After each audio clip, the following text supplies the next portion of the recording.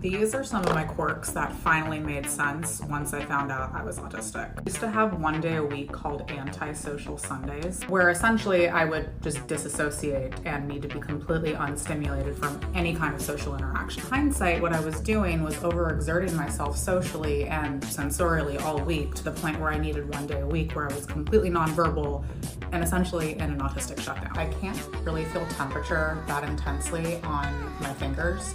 Like, I can touch a boiling pot of water with my bare hands and I barely feel it. Turns out that's related to autism. I used to work in an office. I would go to the bathroom and cry at least once a week because I would be in the middle of a task and someone would come up and interrupt me while I was in the middle of that task just to like gab. Set me into instant rage mode to the point where I would just need to go and sob in the bathroom. Yeah, most people aren't bothered by that. I've never had a normal interest before. I either fucking love something or I think it's boring as hell. I have no concept of what my body is doing unless I remember that I have to use my brain to tell my body what to do. Like the obvious one being that I'm very clumsy, but I also just forget to control my face sometimes, and people think that I'm mad at them all the time, but I like legitimately just forget to control my face. This is an oddly specific put a finger down challenge because I need to know if I'm alone in these things or not. Okay, put a finger down if when you're holding hands with somebody and your palm touches their sweatshirt, you tell them they have to roll up their sweatshirt because you can't deal with the feeling of your palm against the fabric. Put a finger down if biting down on a towel is like your idea of absolute personal hell. Put a finger down if when you're at the beach and your hands get all dry from the sand and the salt, you have to wet your hands again before you can touch anything else because the feeling of the dryness against the other textures is just like an absolute hell no. Put a finger down if you have to wear special socks because some socks squeak in your shoes and the feeling of the toenails against the roof of your shoe with the sock in between is just, it's too much. It's too much. Put a finger down if feeling your own pulse in any capacity is an absolute no. Like whether you're at the doctor with, or like you have a band-aid on too tight or you're leaning, I don't know. You don't like it. You don't like the pulse. You can't deal with the pulse. Put a finger down if you're at the movies and you get one of those old pieces of popcorn and it kind of like squeaks against your teeth when you chew it. That makes you feel like you should just leave the movies altogether and call it a night because it's just simply not worth it. Let me know.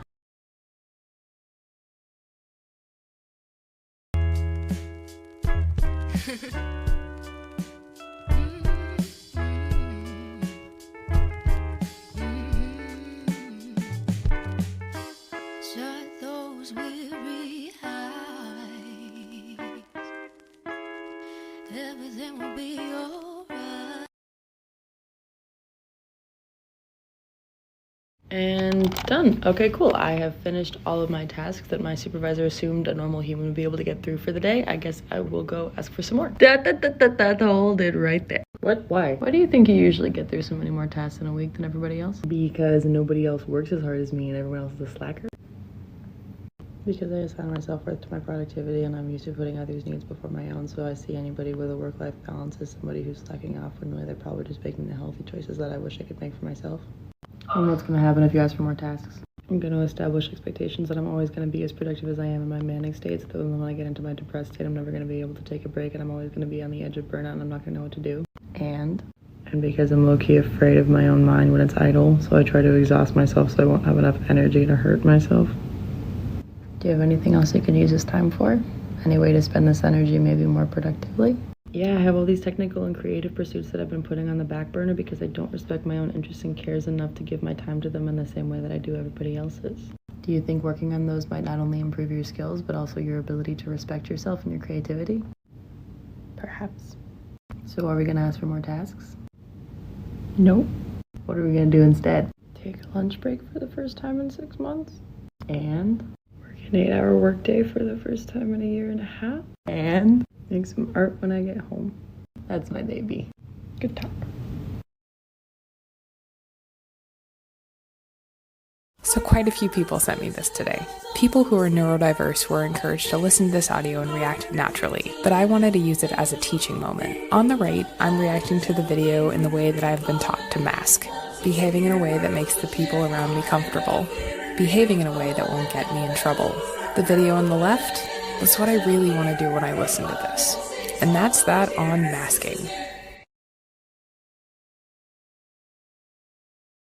I'm starting a new series called Neurodivergent Panic, and if just by that title alone you don't know exactly what it is, here's episode 1. Imagine you have two friends. No, that's not sarcastic. These two friends have never met. A social situation arises where both friends will be in attendance. To summarize, you have two friends. They have never met. You will all be in a social setting together. Do you know where this is going? You are absolutely shitting your pants because you don't know how to act if they're both going to be there. Because your personality around friend A is one thing, and your personality around friend B is completely different. Insert panic. We all know what happens when you make two mirrors face each other. It's just a clusterfuck of distorted reflections. Are you getting the metaphor? The good news is IBS is constant, so you fake diarrhea and go home.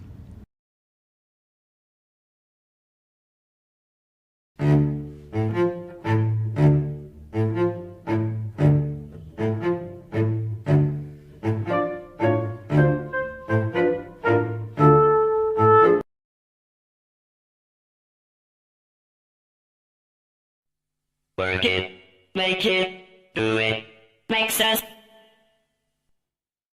Harder, better, faster, stronger. Work it harder, make it better, do it faster, make sense, stronger. More than ever, hour after hour, work is never over. Work it harder, make it better, do it faster, make sense, stronger. More than ever, after hour, work is never over. Work it harder, better, make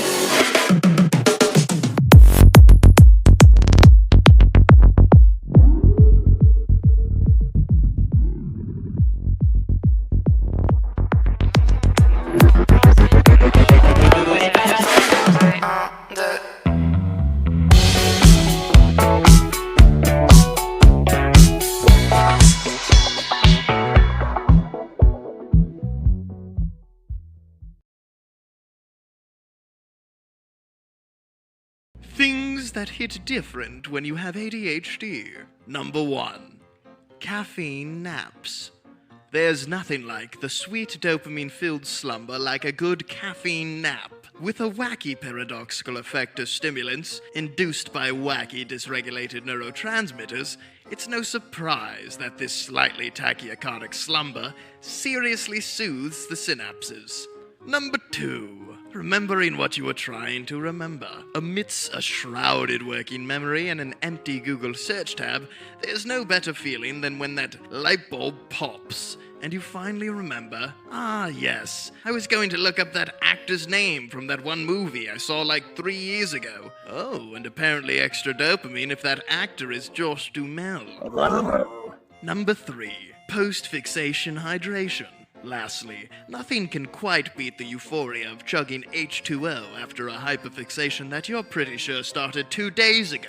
This oh-so-extreme water fast is usually accompanied by a rapid eating fest in the style of binge. But, you know, at least the water feels good.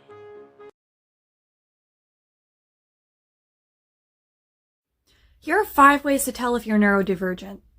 If you find what I'm about to do funny in any way, then you're freaking neurodivergent.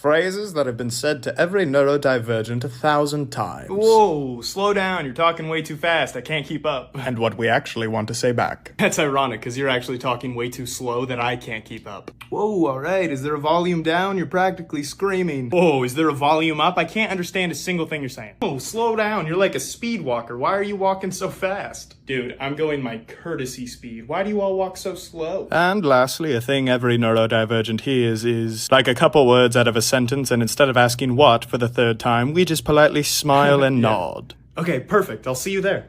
What did I just agree to?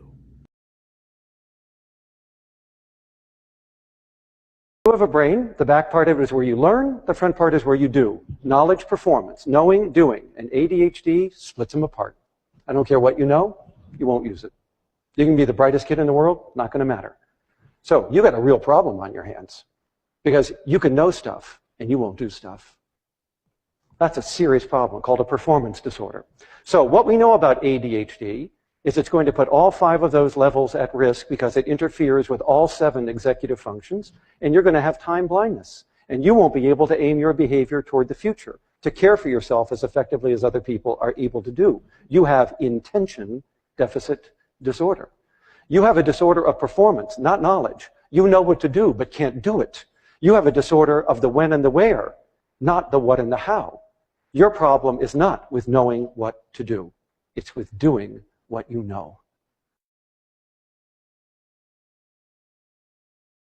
If you're neurodivergent and gave up reading physical books a long ass time ago because your mind won't let you do it like me, you gotta see this. My friend shared this on social media, and I've never heard this term before, bionic reading. And if you have heard of this, maybe I'm totally late to the game, but look at this. This is how a normal page in any book or website would look, right? If you need to pause this, do it. Read this. Just do it.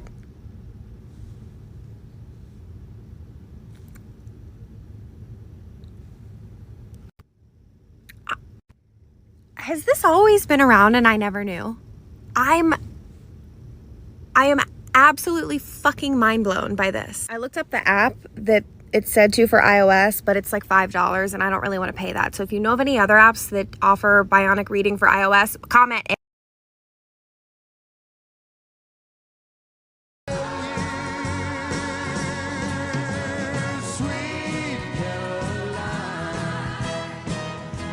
Add a little bit of spice. She rings like a bell through the night, and wouldn't you love to love her? Ask this question to my neurodivergent people. Why small spoon? Because big spoon mean touchy. Touchy no good. Also big spoon, taste spoon. Spoon not taste good. Small spoon, safe.